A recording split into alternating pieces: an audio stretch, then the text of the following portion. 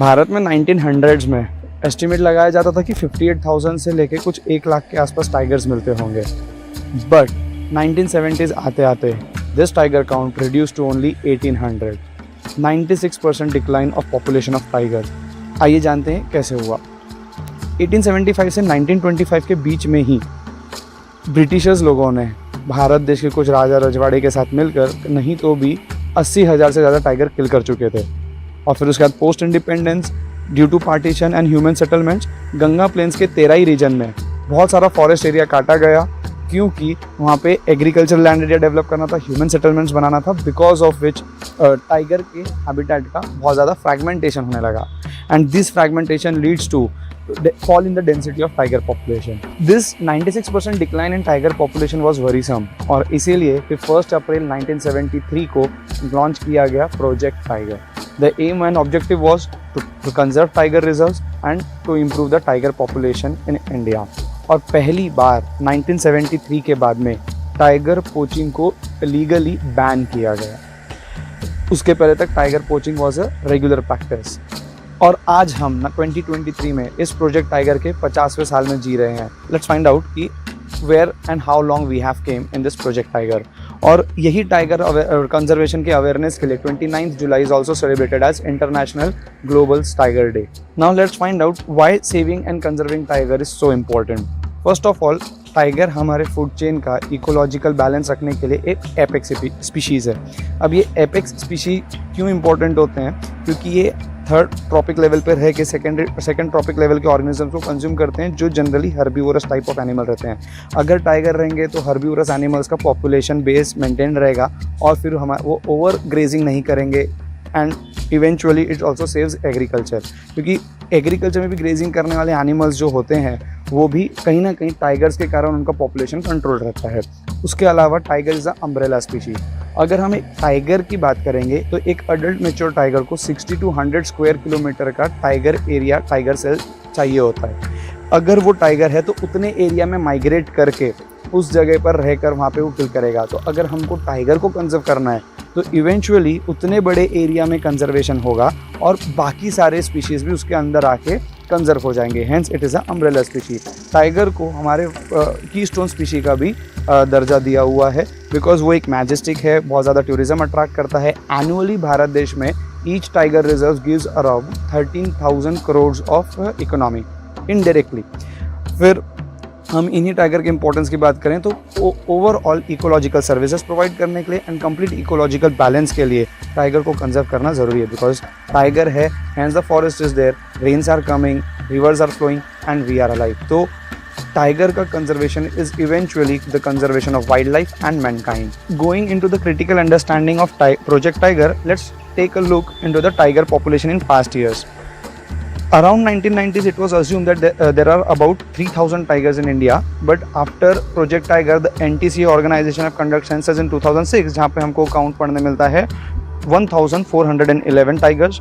By 2014, we found 2,226 tigers, and by 2018, we have 2,967 tigers. And the latest census, which was done in 2022, as per that, the count is 3,167. And it's going on. As we have already discussed, the decline 96% decline in population के कारण 1973 में Project Tiger launch किया गया। Today in 2023 we are living in the 50th year of Project Tiger. Let's find out how far we have come, where we have reached. अगर हम लोग ध्यान से देखें तो 2019 से 2022 में 200 टाइगर का काउंट पॉपुलेशन में इंक्रीज हुआ है, which can be possible biologically. We need to understand all the landscape with great details. Western Ghats की अगर बात की जाए तो वर्ल्ड का बेस्ट टाइगर हैबिटेट है वेस्टर्न घाट्स, बट वहाँ पे अगर हम लोग टाइगर पॉपुलेशन की बात करेंगे तो the population have been increase very marginally and most of the places it was steady. The marginal increase is also in the protected areas of Western Ghats. On contrary, अगर हम सेंट्रल इंडिया की बात करें, the regions of Madhya Pradesh and Maharashtra, these two states have done really very well. यहाँ पर tiger population का increment pattern काफ़ी अच्छा देखा गया है। And the other side, if we see the Shivalik regions of the Himalayas in the flood plains of Ganga, the Jim Corbett have the highest density of tiger. the Rajaji National Park, Jim Corbett National Park, all these are doing very well. But when we go to the northeastern side, Brahmaputra plains में अगर हम बात करते हैं तो the type of forest cover and the tiger density and population is quite disproportionate. वहाँ का जो forest cover है उसके respect में अगर हम tiger population की बात करेंगे तो the tiger occupancy and its density is quite disproportionate. Today in India we have 53 tiger reserve and a forest cover of protected area of 75,700 square kilometers, जिसमें से बहुत ज़्यादा मेजर हिस्सा वेस्टर्न घाट्स में आता है. Western Ghat is a very huge area जो गुजरात से लेके केरला तक स्प्रेड आउट है. And the tiger population have marginally gone up in these western ghats only in the protected areas, but the interlinking corridors of these protected areas have threats which cause a huge problem for the tiger sustenance. These interlinking corridors have a huge importance for tiger sustenance in future because tiger is quite a migratory nature of animal.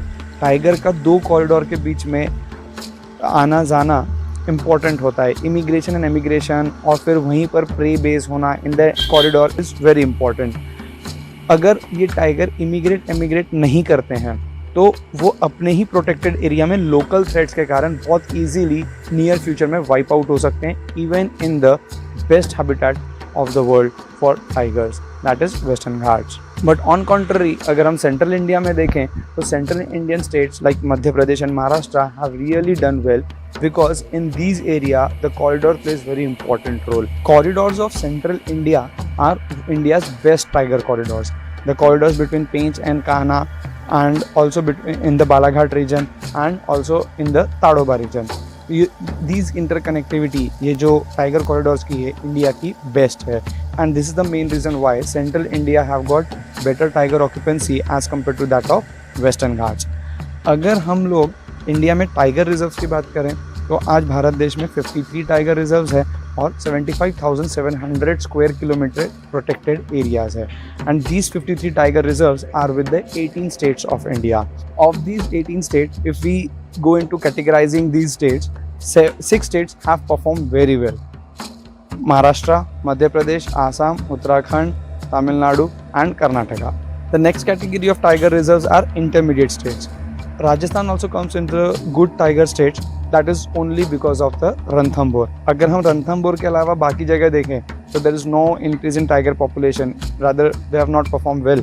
अगर हम लोग सिरिस्का की बात करते हैं तो it didn't bounce back, whereas Panna bounced back from the extinction. Kerala और waste Bengal की बात करें तो they have also lost their tigers except Sundarbans of the West Bengal. Let's try to understand what are the near threats to these 3167 tiger in the India.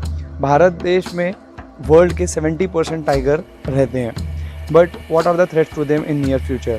Most of these threats are anthropological. जैसे बहुत ज़्यादा railway track, roadways, canal system का जंगल के बीच से development होना which is fragmenting the tiger reserve.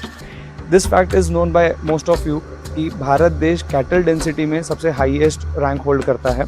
तो because of this cattle density the cattle grazing, the grazing ka pressure on the tiger reserve is also one of the threat, and the electrocution is in the recent pattern is one of the most horrifying thing because of which there is a loss of tiger population. उसके अलावा अगर हम लोग देखें तो इस tiger population में कई बार इन सम रीजन्स टाइगर को पॉइजन भी किया जाता है with the help of the praise. But अगर हम महाराष्ट्र एंड मध्य प्रदेश की बात करेंगे तो they have done sincerely very well in the conservation of tigers. और other states need to learn from these 6 best states which are doing well to increase the tiger population. NTCA have been enforcing many laws and rules at the state level as well, which must be implemented in every state very carefully. And in the northeastern states, as we have discussed earlier, northeastern have got one of the best forest cover, but the tiger population there is a disproportionate. The reason is the tribes living in the northeastern states hunt on the prey of the tiger, because of which tiger do not get the food for them. So this behavior of the northeastern tribal to hunting upon the prey of tigers leading to the decrease in the population of tiger preys, and hence the population of the tiger density there in the northeast as compared to the forest cover is disproportionate. India have the 70% of world tigers. It is a home to the so many tigers. As 1.4 billion population, we are really doing well for the tiger conservation in this scenario. There is a big responsibility on our shoulder and we are taking it very greatly. It was decided in St. Petersburg that the target of doubling the tiger population would be 2022. We in India completed this target 4 years early. On this vision, the Modi ji have recently launched a Big Cat Alliance, International Big Cat Alliance, where the 7 big cats are being conserved, जिसमें 97 countries are the member of this Big Cat Alliance. हर साल India is going to invest $100 million for the tiger conservation and big cats conservation. We must make the tiger and this big cat as a symbol of sustainability. Let us all pledge to create a green and environmentally sustainable country. Let the tiger be that symbol of sustainability.